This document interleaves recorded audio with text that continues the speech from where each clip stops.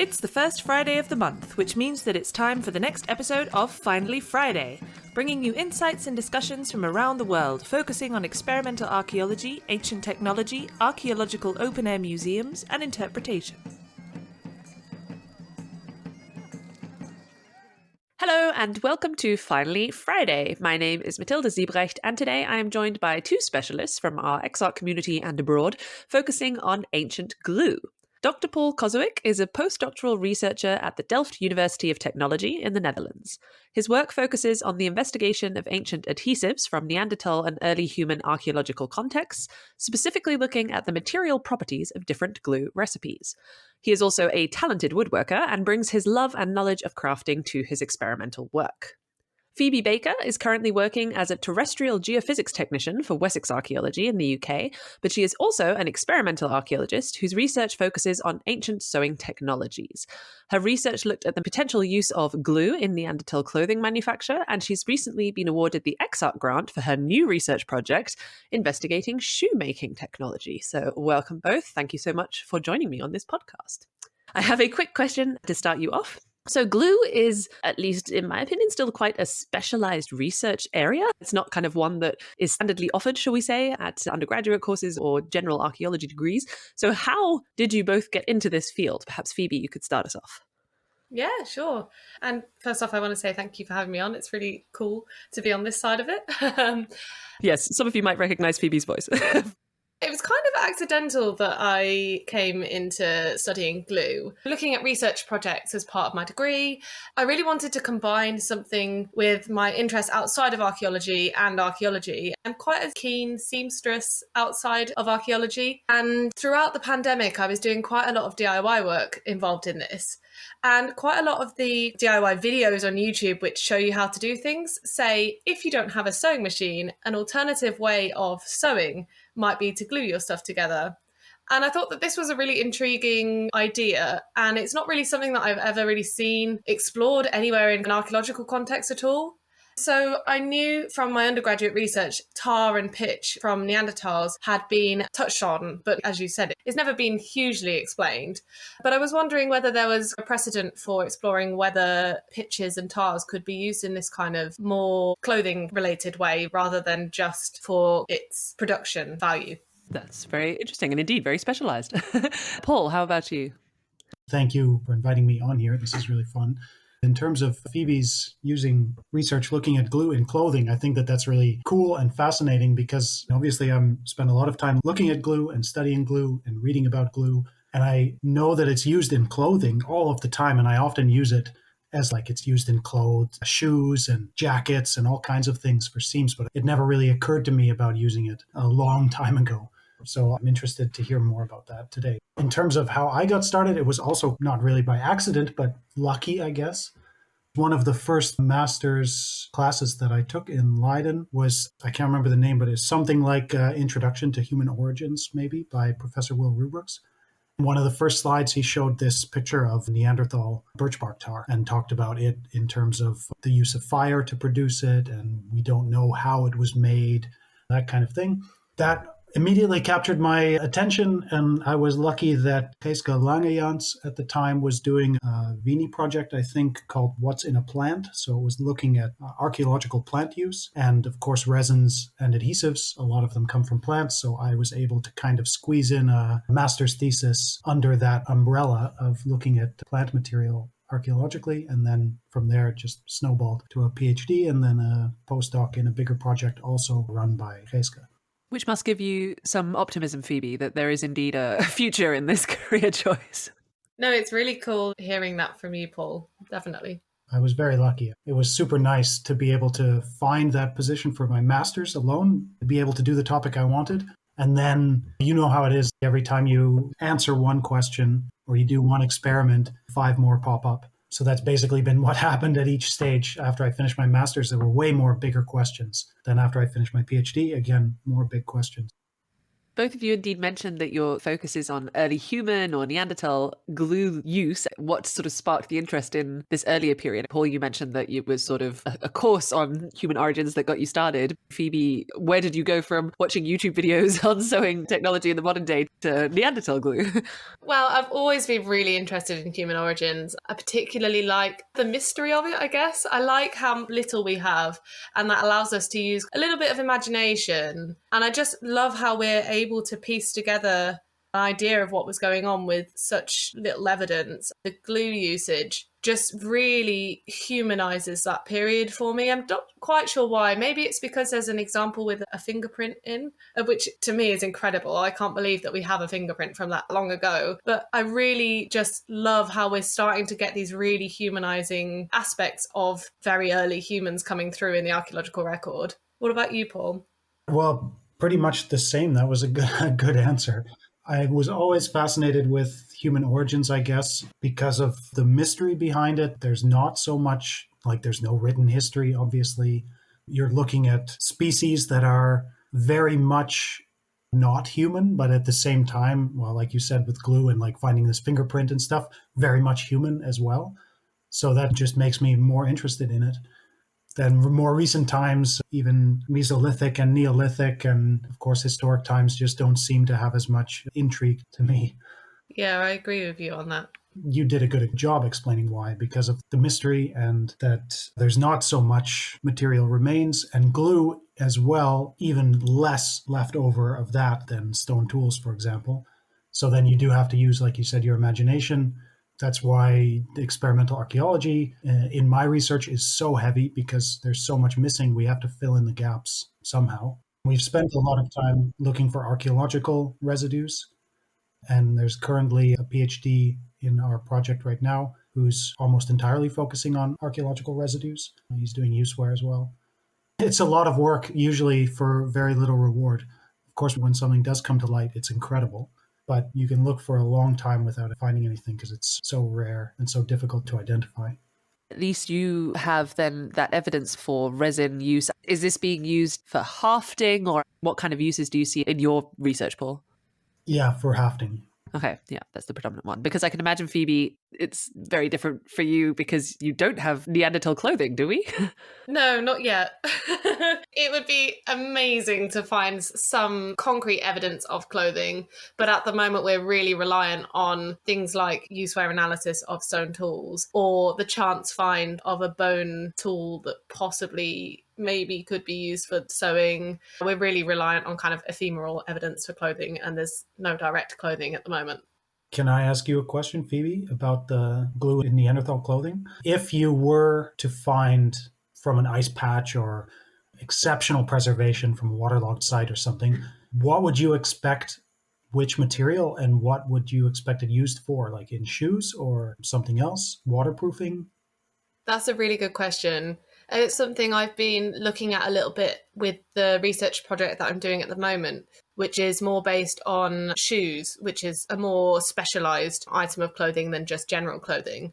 But I've been looking particularly at the moment for leathers and hide processing. These are things that we are able to see at the moment from stone tool useware. I started collecting a database for my master's research project, and there was way more evidence of hide processing with stone tools than I thought there was, which of course is not necessarily directly clothing, as you could use hides for a variety of things, including shelter and things like that. But I think that the results from my experiments with the tar show that it's not necessarily the strongest material. I found this amazing paper that basically used the exact same methodology as me, but for testing stitch strength. So they use an overcast stitch and I think a running stitch, although I could be wrong. They definitely use an overcast stitch. And my tar experiments, they were not as strong as the stitching. So I think that birch bark tar, if it was used in clothing, would be most likely to be used for its waterproofing properties. It could be used in combination with sewing, because some Inuit sewing methods have very, very complicated ways of only piercing through a certain portion of the leather, so you don't pierce the whole way through, so you keep a fully waterproof stitch the whole way. But if you were to use birch bark tar as well as the stitching, you wouldn't necessarily have to do such a complicated way of stitching. So I think that it's kind of in these aspects that it might be used rather than just by itself. Well, that's really interesting because it's how you use adhesives in clothing or leatherworking today as well. You glue the seams and then stitch through it, or you glue it or seal it after to waterproof the stitching. And the materials that you're using, you mentioned birch bark, but are there other recipes that are used or that you have used in your experiments? Birch bark tar is certainly the main adhesive, but that's mostly because the first Neanderthal adhesive found was birch bark tar, and it's also the oldest known adhesive. I think from Neanderthals, there's more birch bark tar finds than any others. There's a couple that may be resin or gum, but it's also not very clear. But the birch bark tar finds are completely unambiguous. It's definitely birch bark tar. It's definitely made by Neanderthals. That is the focus of most of the discussion. But also, I would expect that Neanderthals would be using pine resin before birch bark tar, just because you can find it from a tree. It's widely used as an adhesive in more recent times, but it's something that if you've ever, climbed a spruce tree or something like that, and you get it on your hands, it's incredibly sticky and it's impossible to get off. I'm sure at some point, probably before they figured out how to make birch bark tar using specific fire techniques, they probably found this sticky pine resin and were using it maybe not on its own, but also like with stitching, maybe to waterproof a binding material, to wrap in combination with binding, probably using some other adhesives. On top of birch bark tar, rather than resins from pine trees, you can also have gums from deciduous trees. Like cherry is a native European tree that produces gum, but also in Africa, there's acacia and a number of other trees that produce gums. And they're water soluble. That's the big problem for Paleolithic archaeology. They're not going to survive as well as birch bark tar or pine resin. So they're much harder to find. And I guess wouldn't be as waterproof, or? No, they wouldn't be waterproof either. So they wouldn't suit that purpose. And do you find similar, or did you conduct with similar materials, Phoebe, in your experiments? In my experiments, I only looked at birch bark tar, but I did experiment, and I think Paul has as well, with adding different things to birch bark tar, because it can change the adhesive properties quite a lot, as I actually found with mine. So I tried adding things like beeswax and rosin, and my favourite, which was holly ash. I also tried some beech ash. They actually can have really dramatic impacts on how strong your birch bark tar is. And I think it's the same for pine tar as well. I really found that the holly ash, which we did some chemical analysis on, and found that it has a really, really high potassium percentage, which then when it's exposed to oxygen, it forms a really strong alkali, made the birch bark tar way stronger than any of the other ones, which I really wasn't expecting. I think that this is something that Paul has also touched on in your research. We have, but not looking at something as detailed as ash from different trees. For our experiments, we found that birch bark tar on its own is usually the best hafting adhesive. So we don't need to add things to it to improve birch bark tar. Pine resin, for example, is not very good compared to birch bark tar. And for that, it was really important to add other ingredients. And the easiest way of improving it is adding beeswax, at least for the materials we tested. So far, we've primarily done beeswax and red ochre, hematite and clay, and a few other mineral fillers, because those are what's found in southern Africa. We're sort of doing a comparison between Middle Stone Age African adhesives versus European Middle Paleolithic adhesives. It's really interesting. I'd love to experiment with things like ochre. The potassium content is, I guess, something you can figure out from just the ash content of trees. You can probably look up which species have a high potassium content anyway. Now that you know that it has that effect, you could potentially see what other trees have high potassium. Which leads me to another question, because indeed, you mentioned a few times now this potassium, and obviously recipes are involved. You have to mix a lot of things. You have to understand the relative, I'm not sure what your official terminology is. I'm just going to call it strength, I guess, of the glue. How much of a chemistry background did you have before entering into this field, or how much have you had to learn? That's quite an easy answer for me in that I had no chemistry background beforehand. But I was really lucky that the people in the department at the university that I was doing at, which was the University of Liverpool, had quite a lot of experience in applying chemistry and applying science to archaeology. So they were really helpful, and they really were able to support that kind of aspect of my research. It's also an easy answer for me. Basically, no chemistry knowledge before starting. And it's still one of my major shortcomings, I guess, in my research right now. It takes me quite a lot of effort to get a clear understanding of what's going on at a chemical level. But I'm lucky that a lot of my experimental work has been able to kind of avoid so far what's going on at a chemical level and just understand the material property. It would be saying that potassium improves the strength or makes it weaker, but not saying why it is that that happens. So the red ochre clearly improves the adhesive properties, but it's not 100% clear what is actually causing the improvement, whether it's just physical change because of like a concrete aggregate, that it's just these hard particles intermixed that help lock everything together, or whether there's actually some chemical change taking place. We still need to do some more work on that. But adhesion and adhesives are also something that is kind of mystical to a lot of people as well. Even in modern adhesion theory, the modes of adhesion is not always completely agreed upon, and different adhesives bond in different ways. So you can have interlocking and mechanical bonds. You can also have interaction from van der Waals forces. And sometimes it's not known which one of those is the predominant force in a certain adhesive. So the important thing for us was not necessarily explaining why it changes, but just knowing that it does. Knowing that birch bark tar does perform better as a hafting adhesive or does have a higher impact resistance than pine resin. That's the practical result from my experiments that's useful for looking at these uses from a Paleolithic point of view. Understanding the chemistry would certainly, I think, help in the future, because then you can, like, you find something, an ash with a high potassium content, you can make predictions about how that would have affected the adhesive, but we're not there yet.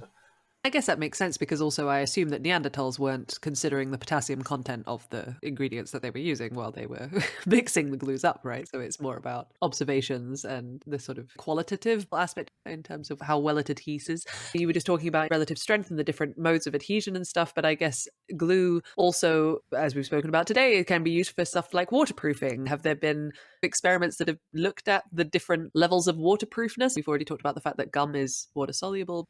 Phoebe, is this something you're planning to do further?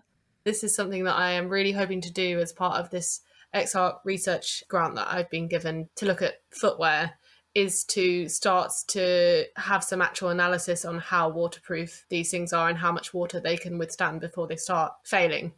I know from more recent times which materials have been used, like spruce resin in Canada was used to waterproof birch bark canoes. And of course, pine tar was used to waterproof ships for hundreds and hundreds of years, and huge Spanish Armada type ships for a long time.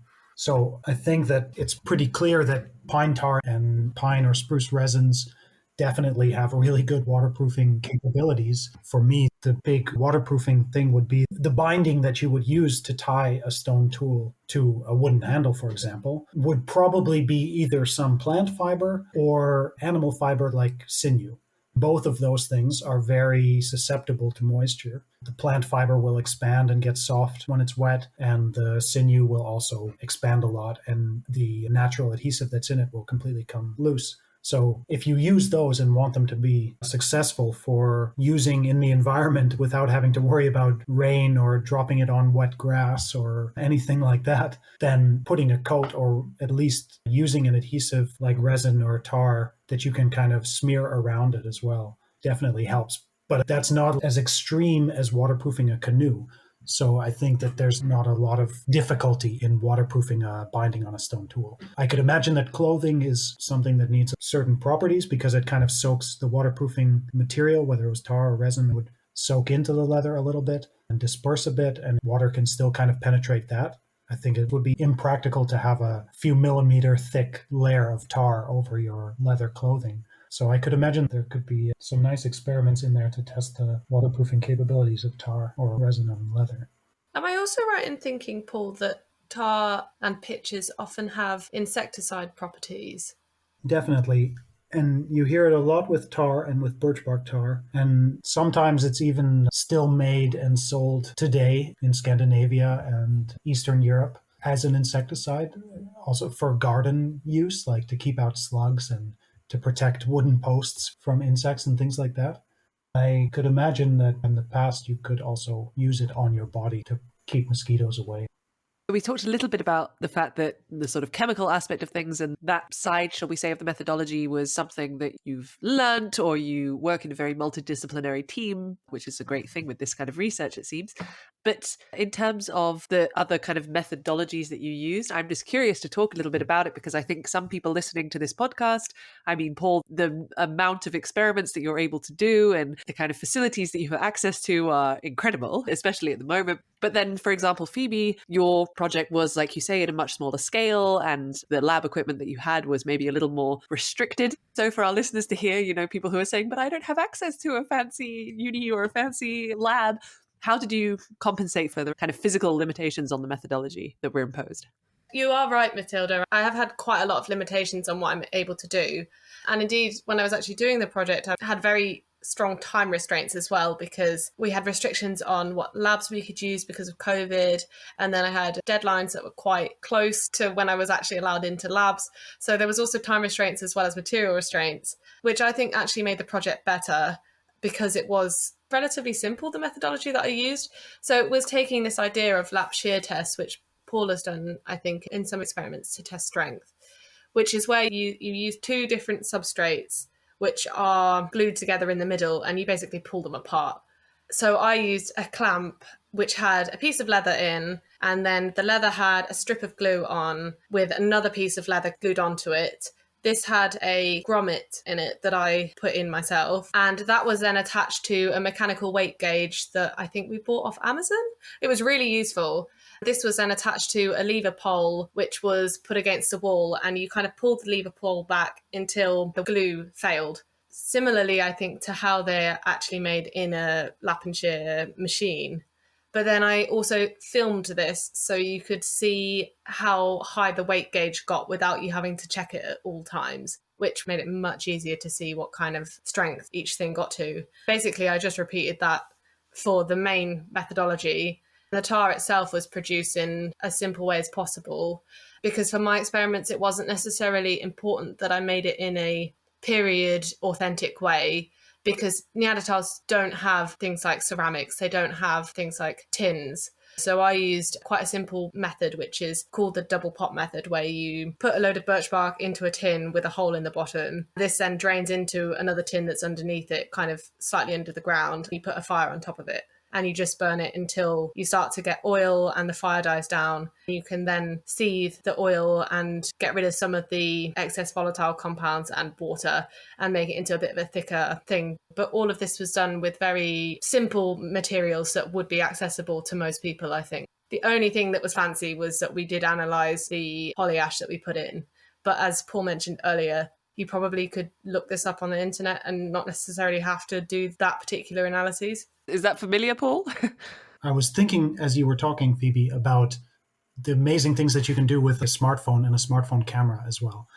And then when you said you recorded it also with the video of the tests with the cheap force gauge, and you're basically doing what the lap shear machine does, especially if you can measure with a camera the displacement, the amount that it moves or stretches before it fails. Probably the big thing that a dedicated lap shear tensile bench tester does is that it tells you very fine or very high precision, of course, the load and the load rate, but also the amount that the adhesive stretches or is displaced before it fails.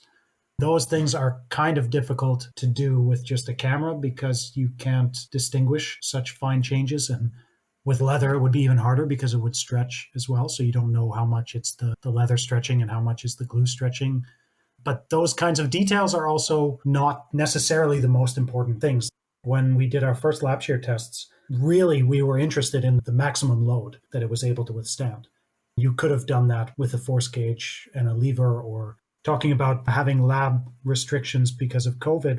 At the start of the middle of the first year of COVID, we did a bachelor's course in Delft with testing adhesives, testing archaeological adhesives or inspired adhesives.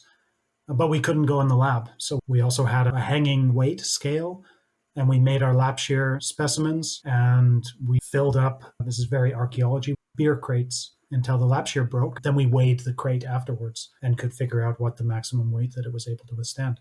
These kinds of simple tests work really well for getting that key information. And I could imagine, for example, if you had like a grid or a scale behind your sample and you recorded it with a good camera, then you could also measure how much it's moving and possibly stretching before it fails and put those things together manually. That's a really good idea. That's really promising. You just need a couple of beer crates, 2 bits of leather and some glue, and you could do full, proper scientific archaeological experiments, which is lovely to hear. Yeah, the impact tests are also ones that you could do fairly makeshift, especially with a good quality camera, because you have your adhesive sample and you basically have a pendulum hammer that swings down and hits your adhesive and breaks through it.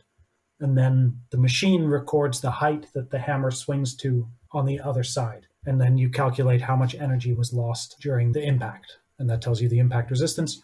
If you had a good camera with a good grid background recording and a known mass of your hammer swinging on a ball bearing or something with very little resistance, you can record something similar. You wouldn't be able to compare it with other tests because there would be differences in the machine. And that's one thing that this lab equipment is really good for. Different laboratories can do the same test and you can compare the results. If you're doing your own test with a force gauge and a camera and things, it's harder to do that. But you can still get good information for comparing your own materials. That sounds really cool. Also related to replicability, Phoebe, for example, you mentioned that you created your tar by doing it with the classic, I can't remember what the method was that you mentioned, but in a tin with a hole in. And I assume that was done then outside with a fire lit, or was it done in a lab environment? The first stage with the pots and the fire was done outside. And actually the second stage was as well. The second stage where you then take the oil that you've got from your fire and refine it, that was done on a camping stove just outside the lab because I wasn't using a lab that had a fume hood. It's very smelly and quite flammable. So that was not something we wanted to risk doing inside. What I was just curious about was, it seems to me at least that it would be difficult to create the tar in sort of an authentic way inside a lab. I don't know, Paul, you probably have more experience with this. How can it be done? Is it replicable in that way? Yeah, it's really difficult to create it in an authentic way inside the lab.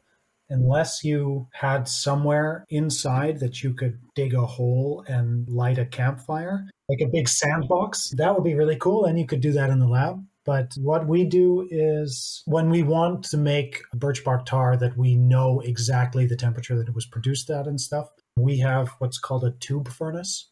It's basically an electric oven, but it heats up a vertical tube. And then it's exactly the same as the double pot method that Phoebe described.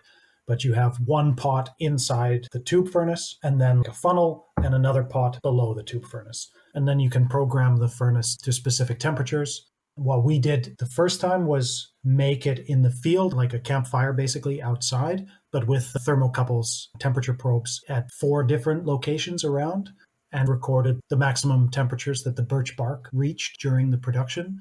And then we just set the tube furnace to the same temperature. It still is a little different because when you do it in a tube furnace or in a metal container, you collect a lot more material. But when you do it using Paleolithic techniques, your containers are not so airtight. So you get a lot of those volatiles that you have to boil off afterwards are gone already. And you end up with something that's already more thick and viscous without having to reduce it after. But I can imagine potentially less for the amount you're putting in because there's a lot more loss, or is the difference not so big? It depends a little bit on how good you are at setting it up or how lucky you get. But in general, you get a little bit less and usually more contaminated with charcoal and sand or dirt or whatever is around. In the lab, it's really pristine. There's nothing else contaminating it. Am I right in thinking that these contaminants, I think the piece of tar from Zanmotor, does that have some sand in it?